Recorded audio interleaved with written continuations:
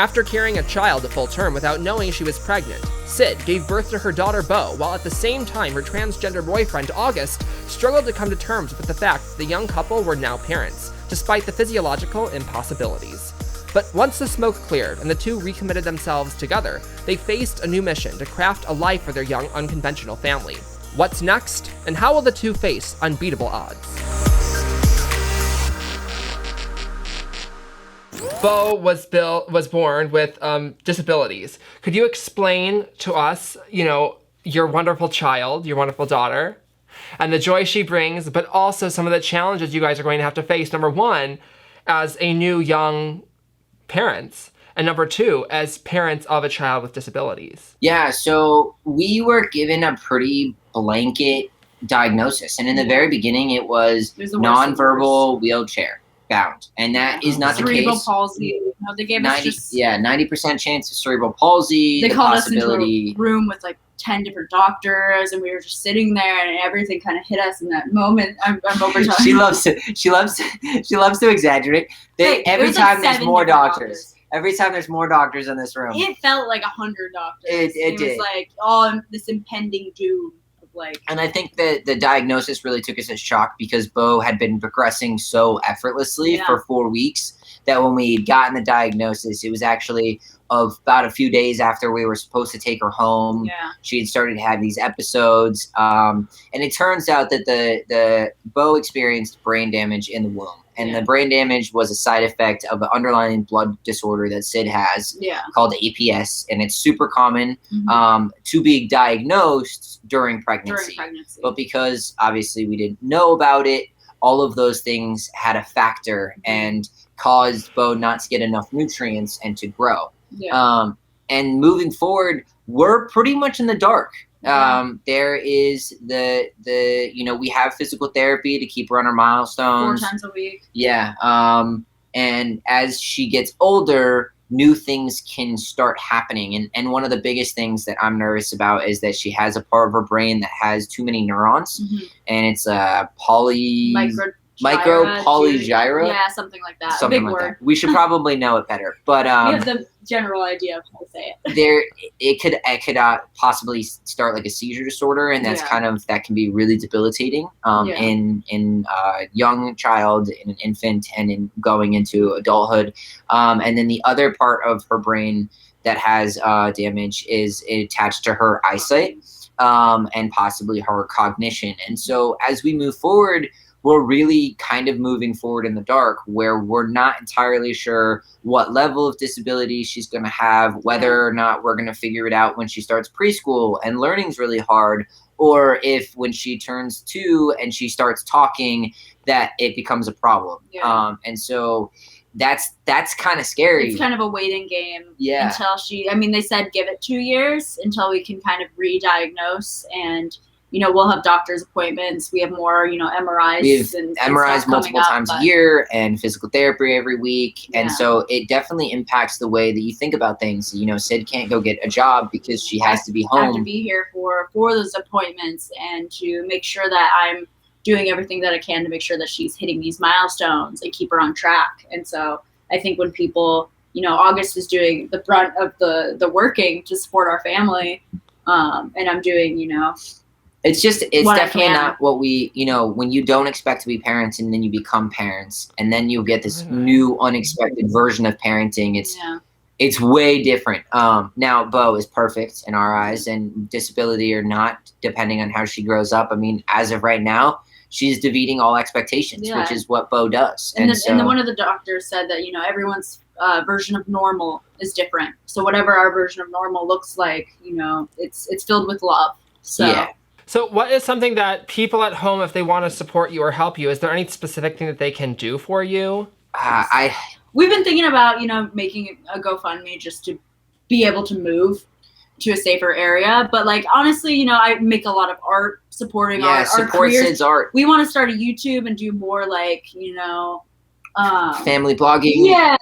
So what we'll do is this. We'll put the links to your guys' Instagram accounts and social media accounts in the description.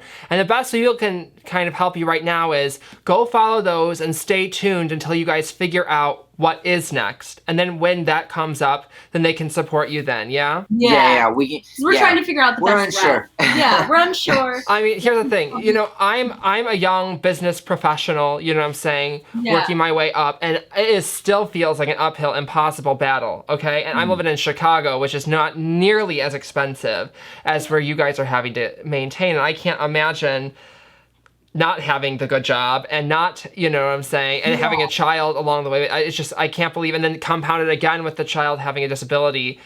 I can't imagine, and it's really going to take a village for you guys to do this, and we got to start building that. So if you're watching and you feel touched by this, connect. Now, I want to get into this. You guys decided not to go the route of prosecuting the father, the biological father, I should say. Or, yes, okay? Sperm bank. We like to joke about it. I know, you guys are handling this very well. I interrupt this program to remind you to like this video and subscribe with push notifications on. When you guys had this other viral video that you talked to your story, people had a lot of opinions. You're both the legal parents on Bo's birth certificate.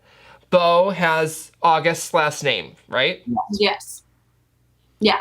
But still, people online are saying, what about the biological father's rights? Yeah. You're taking him out of the equation. What do you have to say to him or to those people? Will you put your daughter in the hands of a rapist or not? And if you will do that, then you have the right to tell me what to do. Yeah. It sounds really aggressive, but at the end of the day, I don't understand anybody putting the question up, but it was shocking to me, really, when I see the comments and the number of comments that are asking this question. That to me is a no-brainer. No. She, you know, Bo has it. And truthfully, what I believe it is it's going back to this idea of they don't see August as a real man, which is a shame. And so what I say is, if you have people who aren't even recognizing your identity, and they're asking such an absurd question as to, what about the biological rapist father's rights? Yeah, we don't need to dwell upon it. All right, last question. What's next for your family? You guys said you had some goals in the short term, and when I ask this question, you know, some people, they tell me, oh, I want to be a millionaire, I want to be an astronaut, I want to have a $10 million production company. Your guys are much more realistic and happy family-esque, almost Leave It to Beaver-esque, you know? Yeah. We would love to move. And we live in a not the safest part of downtown. It's not, you know, I can't walk alone or walk to a park. So we want to move to a more family-friendly neighborhood, maybe with a yard for our dog, who has, you know, survived the pandemic in downtown and deserves a yard as well. And she does. I would love for, you know, to get different kinds of work. I've been an Uber driver for far too long, and I think that that's, you know, one of my bigger goals coming into 2022 is to fund some sort of, or to like start a different version of work and to continue my acting career. And I think I just, you know, want to start thriving more I'm an artist, so I'm, you know, animating my first short film, but just doing more work like that and finding. And Syd plays it down, but she's an incredible artist. I mean, multimedia, paint, anime, animation, candle making, literally anything and everything. So to have her do that. Finally embracing that as like a passion career going forward. And so just kind of, you know, being, you know, cute little family. Yeah, we're just gonna continue building the life that we want to see for ourselves, I think is like kind of the thing. And we want to start vlogging and doing more stuff like that. Getting more on that. But it's really just about creating a space that I think that we all deserve for ourselves and for each other. And we get the question a lot where they're like, do you want more kids? And we definitely see ourselves, you know, adding to our family in the future. So just, you know, Syd still has baby fever. I still have baby fever. Honestly, after having Bo, I was like, I could have like 3 more Bos, definitely planned. And that's the only option is planned. Yeah, but but no, we just, you know, want to get settled in our careers and our future to be able to, you know, have that. Yeah. Well, if anybody says LGBTQ plus individuals are weak, you two both prove them wrong. We've now sat here and listened to almost an hour of your guys' life story, maybe a little bit more. What do you want us to take away? What do you want us to get from your story? I think that from my perspective, trust and love and growth aren't luck. They're earned. Yeah. And I've been told a lot recently that I'm incredibly lucky, but I've also worked really hard to build this life for myself, and Syd as well. And I think that that's something that LGBTQ people know more than anyone, is that we work hard to be happy. Yeah. I think it's so funny. I hear all of my mom's friends with their straight sons, and they're like, oh, they're losers living in my basement. You know, they can't even keep a pizza delivery job. And I say, sis, girl, we're doing good. I mean, like, we have to fight just for our identity to be represented, let alone people. I feel bad for that, but you're right. It's earned. You worked for it. This idea that, oh, this person's lucky because they have a loving family and a loving wife and a good relationship with their family and wife and child. It's not something that just happens. That's just lucky. It is work. So I would even add to this one last thing, guys. So if you're out there and you have a life that's not satisfying, if you don't have those strong relationships, if you don't have the passion for a job or a career that you see August and Syd having, you can get that for yourself by putting in the work. It might be lonely for a time. It's going to be hard, but chase those difficult pathways because they're going to lead to so much fulfillment and excitement and success. And if these two, you two, can sit here while being broke, moderately unemployed, underemployed, people pursuing their dreams but haven't reached them, and still say, we have joy and happiness in our life today, and we love to build a more convenient, more sustainable life in the future, but today we're still happy, then anybody out there can too. It's true. Beautifully said. It's true. Yeah. Beautifully said. Well, thank you guys for coming on. Where can we find you? My Instagram is like the most used version of social media for me, and that's August's Insta.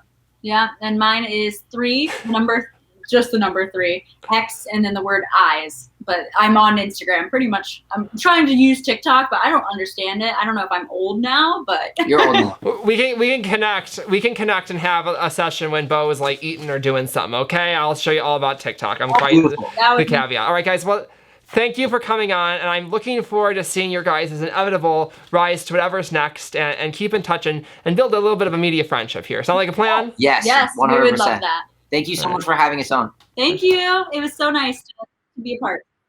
Coming up on Timo After Hours.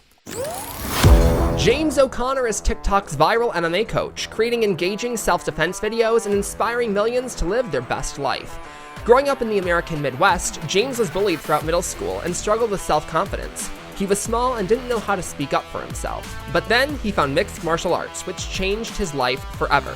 He got stronger both physically and emotionally, found a supportive community, and more importantly, he learned that growth comes through pain. He now encourages his over 300,000 followers to put in the work, chase the pain, and keep moving forward. All this and more on the next Timo After Hours.